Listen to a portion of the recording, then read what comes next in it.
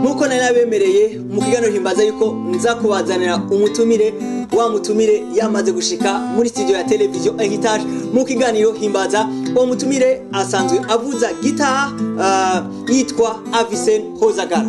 Murabona yuko avuza neza gitaha.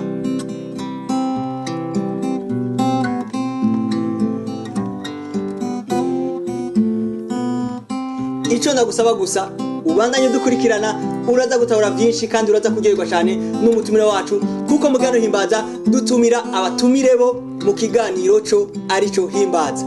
Avicenne, urakomeye? Nsa gose. Uri bo? Uriyo neza? Cyane gose n'amahoro. Ndagushimira vraiment ngene yo kurafasha guhimbaza abakunzi ba televiziyo Heritage. Murakoze gose.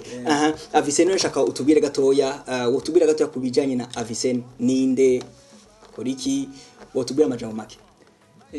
Nitwa Hozagara Avicenne, abandu muririmbyi kandi mucuraranzi. Asengera muri mwishengo ryitwa Gasgori Church, muze kwita GGC. Nkandu muririmbyi kandi nkanduye ncubara nk'umurayivutse. Muzo sanze nkusanzwe umunyeshuri. Umunyeshuri.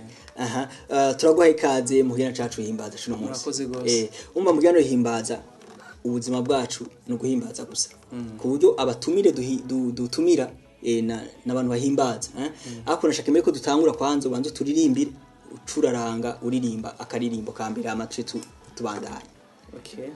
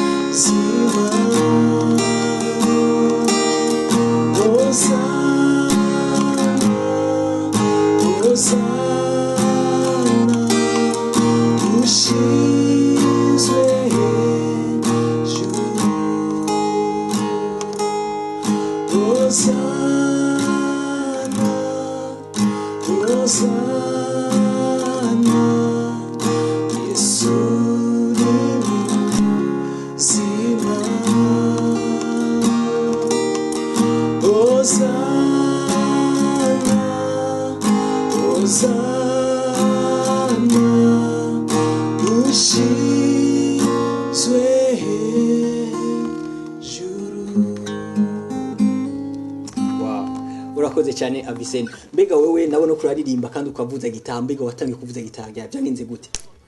Natangiye kuvuza gitari muri 2008. Ciga aho niga n'interna, natangiye gufata gitari. None byarakoroheye byagenze gute? Nta kintu cyoroha, mwete wanje watumye ndabimenye. Ariko nk'unciga. Nuraciga? Yego muziki nuhera. Iyo ndirimbo nayo ni yandi yo ndirimbo. Indirimbo ni ya Gigi Sound, yanditswe n'umukozi w'Imana yitwa Didier Niyonzima, niwe yanditse. Gigi Sound isigura Gasgori Sound. Ni korale ya GGC Gasgori Church. Kandi hari ikintu muko muradutegurira ko twava tuvuga gato. Cyane gose. Hama none imbere ko tuza kuvuga ico kintu muko muradutegurira, wewe wotubwira gato mbega mu kwiga gitara cyawe, mbega wahura n'ibiki, byagenda gute? Nibiki niyo sokre wagize kumwe hano nakubonye kuravuza gitara, batanje nuvuza gitara nka Avicenne, ubabwira iki? Kino babwira cyambere n'umwete, mu gifaransa mu cyongereza ndavuga ngo passion Yes. sinzi kivuga mu kirundi ni passion sinzi la passion la passion niyo kintu cyambere la passion kwa abantu benshi mu Burundi kandi ku isi yose batanga ko igitara cyo babiheba cyo usanga yagiye bane umuntu arakivuza agashaka kuciga ugasanga iyo passion iri muri we yego ariko nkuko nubyo umuntu wese passion ikintu cyambere ibindi byose birashoboka abafaransa bavuga ngo vouloir c'est pouvoir ubikunze birashoboka numwe tugira gusa nkuko mwambwira ngo nageze ntamba myizihe nuko bwambe nkitangaro kw'igitari ntibyanyoroheye kuko sinakironka bamufise igitari ciza murabibona igitari ciza gose ariko icyo gihe navuza ku mugereye nicyo gihe yes navuze igitari cy'umugereye ariko sinacika intege umugereye nkatangura umuntu afise igitari bwira kime byaragora ntacyo ushobora kuguha ngo bikanka nyine ariko nkuko Imana ivuga ngo notre Dieu c'est un Dieu de vision et de provision yes yaguye vision ibintu byaza ku nzira yawe ukabironka bivuga ko umuntu akora dukurikirana afite vision afite ashaka gushika Imana irapurva donc Imana nk'ushaka gukorera Imana biciye mu kwimbaza biroroshe gose muri umwete Imana irazana ikintu cyangwa gukeneye mu buzima no muri iyo ministeri yawe yes urakoze cyane turi mu kiganiro himbaza none Gavise ni wewe uracuraranga mbega abantu bacuraranga kenshi sinzi kunda kuvuga ngo abantu bacuranga n'abantu mu mana badahagaze neza canke tuje amavuga ngo usabe impemu cyane none urahimbaza bimeze gute wowe unyerekeye jewe ndumunda kwivuga je sindi umuririmbyi ndumuramyi canke mu worship haleluya je ndumu worship sindi murimbyi kuririmba ni nkaho buje bashobora gushira amata meza mu kirahuri musanze ikintu cyane gwasa sico kirahuri ikintu kiri ndani yes kuri jewe rero kuririmba ni igikoresho nkoresha kugira nshikana ubutumwa bwiza ariko cyo niza mvuga ibintu bire ari ubuzima hanga ubuzima bice mu ndirimbo zanje nkiza yuko umwijima udashobora kuresist bashobora kuguma aho hanze kutaririmbira nkizanye n'itwumiza n'bitangaza wavye kuri mu worship none umbe kuri wewe guhimbaza niki ubiha definition iyihewe guhimbaza definition ndabiha sinavuga definition teke no bisigura gatoya bisigura no bisigura nuko hajya umuntu mbere y'Imana mukurema umuntu wese ari ngaha ku isi Imana yaremye umuntu ashaka kubw'intumbero cyangwa biti ko ahimbaza Imana n'umuntu atarakira Yesu umwami n'umukiza burya karahibi nakarahimbaza kanaka habi nakarahimbaza atazi ari inconscient ariko ari kinakarahimbaza niyo mpamvu n'umuntu atabafise Kristo muri washaka kuraba ikintu kiba nk'ikidore ahimbaza yego ariko mu ntumbero y'Imana yaturemye kugira twihimbaza kandi ntuturonka kubaho kwacu guhimbaza mu cyo kugira fellow kugira ubusabane n'Imana ubwo buzima niko nicyo twaremye ho dushobora kuba ku isi dushobora kuba ku isi utagira ubusabane n'Imana yes biciye mu masengesho cyo guhimbaza urumva guhimbaza niko no bisigura nico umuntu yaremewe wese hama kikaronka isiguro yakire Yesu Kristo nwacha arongo guhimbaza nyakuri yes urakoze cyane igituma ikiganiro himbaza gihari niko radutumira batumire bo kugira bafashe kumbe nawe kuradukurikirana bashoye guhimbaza by'ukuri iyo Mana kuko bavuze ko umuntu ashobora guhimbaza ibintu byinshi bitandukanye ariko twebwe igituma heritage hari igituma iganiro himbaza gihari niko radufasha abantu kugira ngo bashe guhimbaza Imana by'ukuri ubafashe no mukani karirimbo kamwe kumbe bashaka kuba bamenyereye ubafashe kandi nabonye basi nutararonka opportunity yo guhimbaza Imana mu kwiririmbira umurongore basi guhimbaza mu kintu kinani jendi chare megisha narubanza nkirimo tuzwe n'ubuntu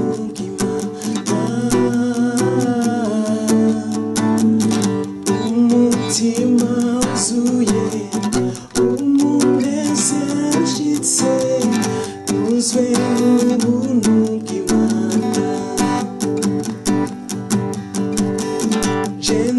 chare mwigisha narubanza nkirimo ntunzwe n'ubuntu bw'Imana umutima uzuye umunezero ushitse ntunzwe n'ubuntu bw'Imana zora ngushima nezero mamazi cyo wakoze byose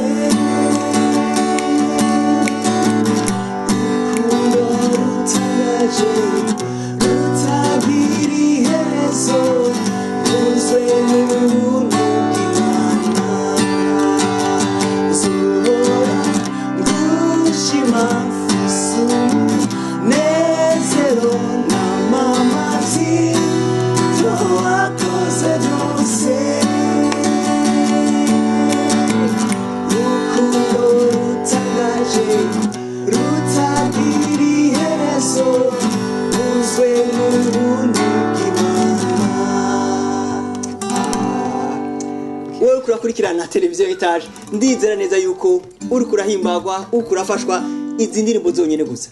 Ego bro, urakoze cyane Avicenne ko na ushobora kuturirimbira gutyo ukadufasha. Ndizera ko abakunzi ba televiziyo Etage bagukurikiranye kandi bashoboye kuririmba namwe hamwe nawe. Hama turagarutse mu kanya tuza rero kubabwira ibyo Avicenne muri GG Sound icyo kwa dutegurira. Ubandanye dukurikirana, turagarutse mu kanya.